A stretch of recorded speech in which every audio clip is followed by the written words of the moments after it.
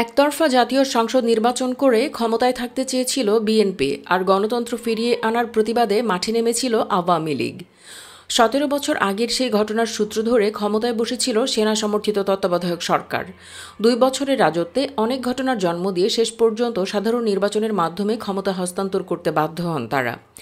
অনেকেই জানতে চান তত্ত্বাবধায়ক সরকারের প্রধান ফখরুদ্দিন, তৎকালীন সেনাপ্রধান জেনারেল মঈন ও আহমেদ সহ 111-এর কুশীলবরা কে কোথায়, তাদের বর্তমান অবস্থান এবং তারা কে কোথায় আছেন সে সম্পর্কে বিস্তারিত জানতে ভিডিওটি শেষ পর্যন্ত দেখতে থাকুন। বিশ্বের বিভিন্ন প্রান্তে ছড়িয়ে ছিটিয়ে আছেন 111-এর কুশীলবরা। 2 নেত্রী সহ শীর্ষ রাজনৈতিক নেতাদের গ্রেফতার, ব্যবসায়ীদের হয়রানি করে অর্থ আদায় সহ নানা গুরুতর অভিযোগ উঠলেও কুশীলবদের এ পর্যন্ত বাংলাদেশের কোনো আইনি প্রক্রিয়া মোকাবেলা করতে হয়নি। ফলে প্রায় সবাই আছেন বহাল তবিয়তেই, নির্বিঘ্নে নিজেদের মতো করে জীবিকা নির্বাহ করে চলেছেন। বেশিরভাগই আছেন বিদেশে। এর মধ্যে প্রধান কুশীলব ফখরুদ্দিন আহমেদ। তিনি যুক্তরাষ্ট্রের নাগরিকত্ব গ্রহণ করেছেন। জানা যায় ২০০৯ সালের ৬ জানুয়ারি আওয়ামী লীগ নেতৃত্বাধীন মহাজোট সরকার ক্ষমতা গ্রহণের পরপরই তত্ত্বাবধায়ক সরকারের সাবেক প্রধান উপদেষ্টা ফখরুদ্দিন দেশ ছেড়ে যান যুক্তরাষ্ট্রে। অবশ্য তিনি যুক্তরাষ্ট্রের নাগরিক ছিলেন আগে থেকেই। এই দফায় দেশ ছেড়ে যুক্তরাষ্ট্র গিয়ে বাড়ি কেনেন মেরিল্যান্ড স্টেটের পটোম্যাকে। সেখানে তার 2টি বাড়ির একটিতে থাকেন সস্ত্রীক ও অপরটিতে থাকে তার কন্যার পরিবার। বাংলাদেশ ব্যাংকের সাবেক এই গভর্নর যুক্তরাষ্ট্রের ইউনিভার্সিটি অব ভার্জিনিয়ায় ইন্টারন্যাশনাল স্টাডিজ বিষয়ে ভিজিটিং স্কলার হিসেবে গবেষণা ও শিক্ষকতা করেছেন। সেখানে তিনি বাংলাদেশের সাবেক প্রধানমন্ত্রী পদমর্যাদার প্রধান উপদেষ্টা হিসেবে চুক্তিভিত্তিক নিয়োগের শিক্ষার্থীদের উন্নয়নশীল দেশের গণতন্ত্রের বিকাশ সম্পর্কে শিক্ষা দিতেন। সেই সঙ্গে সামাজিক ব্যবসা ও ক্ষুদ্র ঋণ বিষয়েও শিক্ষার্থীদের পড়াতেন। প্রায় 20 বছর বিশ্বব্যাংক ও 5 বছর PKSF-এ দায়িত্ব পালন করা ফখরুদ্দিন এই বিশ্ববিদ্যালয়ে বাংলাদেশি বেশ কয়েকজন বিভিন্ন সময়ে কাজ করেছেন এবং এখনও করছেন। বেশ কয়েকবার তাকে বাইরেও দেখা গেছে। এর মধ্যে একবার মক্কায় হজ করতে, আরেকবার ভারতে একটি অনুষ্ঠানে। তবে বর্তমানে তিনি পুরোপুরি অবসর যাপন করছেন। বিভিন্ন রোগেও আক্রান্ত হয়েছেন বলে খবর পাওয়া যায়। এছাড়াও তৎকালীন সেনাপ্রধান জেনারেল মঈন ও আহমেদ যুক্তরাষ্ট্রের নাগরিকত্ব গ্রহণ করে সেখানেই আছেন। মঈন ও আহমেদ সেনাপ্রধান হিসেবে অবসর নেন আওয়ামী লীগ সরকার ক্ষমতায় আসার পর ২০০৯ সালের মাঝামাঝি। সে বছরেরই 14 জুন তিনি চলে যান যুক্তরাষ্ট্রে। প্রথমে ফ্লোরিডায় ছোট ভাই ও ছেলের কাছে থাকতেন। পরে তার ক্যান্সার ধরা পড়লে চিকিৎসার জন্য নিউ ইয়র্কের কুইন্সে থাকা শুরু করেন। এর মধ্যেই তার যুক্তরাষ্ট্রের নাগরিকত্ব হয় বা গ্রিন কার্ড পান। যুক্তরাষ্ট্রের নাগরিক হিসেবে বিশেষ সুবিধায় নিউ ইয়র্কের হাসপাতালে ব্লাড ক্যান্সারের চিকিৎসা নেন। পরে তার স্পাইনাল কর্ডে 5টি স্থানে ক্ষত হওয়ায় বোন ম্যারো ট্রান্সপ্লান্টেশনও করা হয়, কেমোথেরাপি দেওয়া হয় এবং দীর্ঘ 5 বছর লোকচক্ষুর আড়ালে থাকলেও 2015 সালে ফ্লোরিডায় একটি রবীন্দ্র সম্মেলনের মঞ্চে সরব উপস্থিতির মাধ্যমে সামনে আসেন জেনারেল মঈন। এর মধ্যে শান্তিপথে শীর্ষক বই লিখেছেন 111 সংশ্লিষ্ট কিছু গল্প নিয়ে। সম্প্রতি হাসিনার বিদায়ের পর বিবিসিতে তার সাক্ষাৎকার ছাপা হয়। মঈন আহমেদ নামের ইউটিউব চ্যানেলে সাবেক এই সেনাপ্রধান বলেন, বিডিআর বিদ্রোহ ঘটনায় আমি যখন তদন্তের আদেশ দেই তখন আমাকে বলা হয়, যখন সরকার এই বিষয়ে তদন্ত করছে তখন আমাদের এর প্রয়োজনটা কী? এই তদন্ত করতে সরকারের কাছ থেকে যে সাহায্য প্রয়োজন তা আমরা পাইনি। সাবেক সেনাপ্রধান বলেন, সেনাবাহিনীর তদন্ত কমিটির নেতৃত্ব দিয়েছিলেন লেফটেন্যান্ট জেনারেল জাহাঙ্গীর আলম চৌধুরী, যিনি বর্তমানে স্বরাষ্ট্র উপদেষ্টা। তিনি তার কাজ সঠিকভাবে সম্পন্ন করতে পারেননি, কারণ যারা এর সঙ্গে জড়িত ছিল তাদের অনেকে জেলে ছিল, অনেককে প্রশ্ন করা সম্ভব হয়নি। যারা বিভিন্ন আলোচনায় এদের সঙ্গে যুক্ত ছিলেন তাদেরও স্টেটমেন্ট নেওয়া সম্ভব হয়নি। তিনি আশাবাদ ব্যক্ত করেন পিলখানা হত্যার সঠিক বিচার হবে। এদিকে 111-এর সময় রাষ্ট্রপতির দায়িত্বে নানা কর্মকাণ্ডে বিতর্কিত হওয়া অধ্যাপক ইয়াজউদ্দিন আহমেদ 14 বছর আগে মৃত্যুবরণ করেছেন। 2012 সালের 10 ডিসেম্বর তিনি 81 বছর বয়সে থাইল্যান্ডে চিকিৎসাধীন অবস্থায় মারা যান। শেষ সময়ে তিনি বয়সের ভারে মানসিক ভারসাম্যও হারিয়ে ফেলেছেন। শেষ সময় কাটিয়েছেন গুলশানের বাসভবনে। রাষ্ট্রীয় বা সামাজিক কোনো অনুষ্ঠানেই যোগ দেননি তিনি।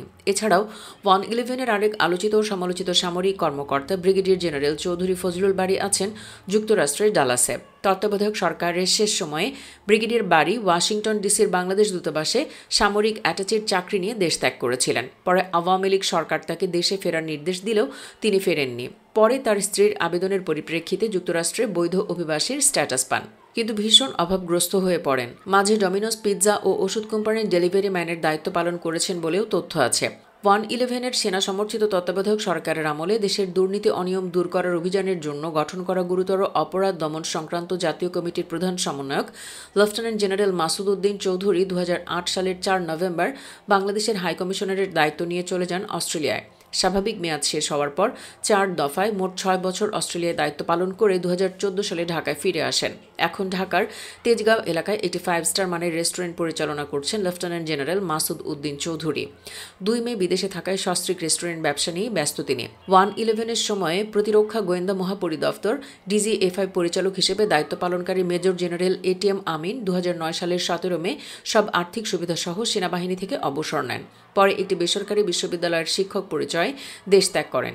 সর্বশেষ দুবাইয়ে অবস্থান করে একটি আন্তর্জাতিক সংস্থায় চাকরি করছেন বলে জানা যায়। সেখানেই আছেন DGFI-এর সে সময়ের অপর ক্ষমতাধর মেজর জেনারেল সাইদ জোয়ারদারও। তারা কানাডায় যাওয়া আসা করেছেন বলেও বিভিন্ন সূত্রে জানা গেছে। 111-এর আগে উপদেষ্টা পদ থেকে পদত্যাগ করা লেফটেন্যান্ট জেনারেল হাসান মশহুদ চৌধুরী পরে তত্ত্বাবধায়ক সরকারের আমলে দুর্নীতি দমন কমিশনের চেয়ারম্যানের দায়িত্ব পালন করেন। কিন্তু আওয়ামী লীগ সরকার আসার পর জাতীয় সংসদে সমালোচিত হয়ে 2009 সালের 2 এপ্রিল পদত্যাগ করতে বাধ্য হন। বর্তমানে তিনি ঢাকার DOHS-এর বাসাতেই থাকছেন। নিয়মিত হাঁটাহাঁটির ব্যায়াম করেন বন্ধু-বান্ধবদের সঙ্গে। বিভিন্ন সংসদীয় কমিটি তাকে দুদকের বিভিন্ন অনিয়ম দুর্নীতির কৈফিয়ত দিতে ডাকলেও তিনি সেখানে উপস্থিত হননি। সেনা সমর্থিত তত্ত্বাবধায়ক সরকারের 2 বছর জুড়ে উপদেষ্টা থাকা মেজর জেনারেল M.A. মতিন ছিলেন সে সময়ের গুরুতর অপরাধ দমন সংক্রান্ত জাতীয় সমন্বয় কমিটিরও প্রধান। বর্তমানে তিনি চট্টগ্রামে নিজ বাড়িতে বসবাস করে একটি ইংলিশ মিডিয়াম স্কুল পরিচালনা করছেন। 111 সরকারের উপদেষ্টাদের মধ্যে অত্যধিক সক্রিয় ভূমিকায় থাকা ব্যারিস্টার মইনুল হোসেন পৈতৃক সম্পত্তি ভাগাভাগি করে দৈনিক ইত্তেফাক ছেড়ে দিয়ে নিজের আইন পেশায় ফেরেন। উচ্চ আদালতের বিভিন্ন ইস্যুতে সরব ব্যারিস্টার মইনুল হোসেনকে বিভিন্ন টকশোতে উপস্থিত হতে দেখা যায়। উপদেষ্টা হোসেন জিল্লুর রহমান নিজেও NGO PPRC-র চেয়ারম্যান হিসেবে কাজ করছেন। পাশাপাশি বিভিন্ন বিদেশি সংস্থার পরামর্শক হিসেবেও ব্যস্ত সময় কাটাচ্ছেন। সাবেক attorney general AF Hasan Arif তত্ত্বাবধায়ক সরকারের উপদেষ্টা হিসেবে যতটা সরব ছিলেন, এখন তেমন সরব না হলেও আইন পেশায় তিনি নিয়মিত। এক মহিলার বিরুদ্ধে অশ্লীল বক্তব্য দিলে তার বিরুদ্ধে মামলা দায়ের করেন ওই মহিলা। মহিলার দায়ের করা মামলায় কিছুদিন জেল খেটে এখন অনেকটাই চুপচাপ তিনি। 111-এর আগে পরে ঢাকায় দায়িত্ব পালন করা বেশ কয়েকজন কূটনীতিকের বাংলাদেশের রাজনীতিতে নাক গলানোর অভিযোগ ওঠে। সে সময়ের মার্কিন রাষ্ট্রদূত প্যাট্রিসিয়া এ বিউটেনিস 2007 সালের জুন মাসে ঢাকার দায়িত্ব শেষ করে ফিরে যান। পরে তিনি শ্রীলঙ্কা ও মালদ্বীপের মার্কিন রাষ্ট্রদূত হিসেবে দায়িত্ব পালন করছেন। এখন তিনি যুক্তরাষ্ট্রের স্টেট ডিপার্টমেন্টের মানব পাচার দফতরের ভারপ্রাপ্ত পরিচালকের দায়িত্বে আছেন। বিউটেনিসের পরপরই ঢাকায় আসা জেমস F. মার্টিও কূটনীতি থেকে অবসরে গেছেন। কিন্তু 2015 সালে গার্মেন্ট ব্যবসার সক্ষমতা বাড়াতে একটি ত্রিপক্ষীয় জোটের ঢাকার প্রধান সমন্বয়ক হিসেবে এসে দীর্ঘদিন পর্যন্ত দায়িত্ব পালন করেছেন মরিয়ার্টি। সুপ্রিয় দর্শক, অনেকের চোখে তত্ত্বাবধায়ক সরকার ছিল সমালোচিত, আবার অনেকের কাছেই প্রশংসিত।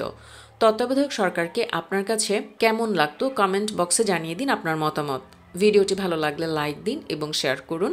চ্যানেলটি এখনও সাবস্ক্রাইব করে না থাকলে সাবস্ক্রাইব করুন। ধন্যবাদ সবাইকে।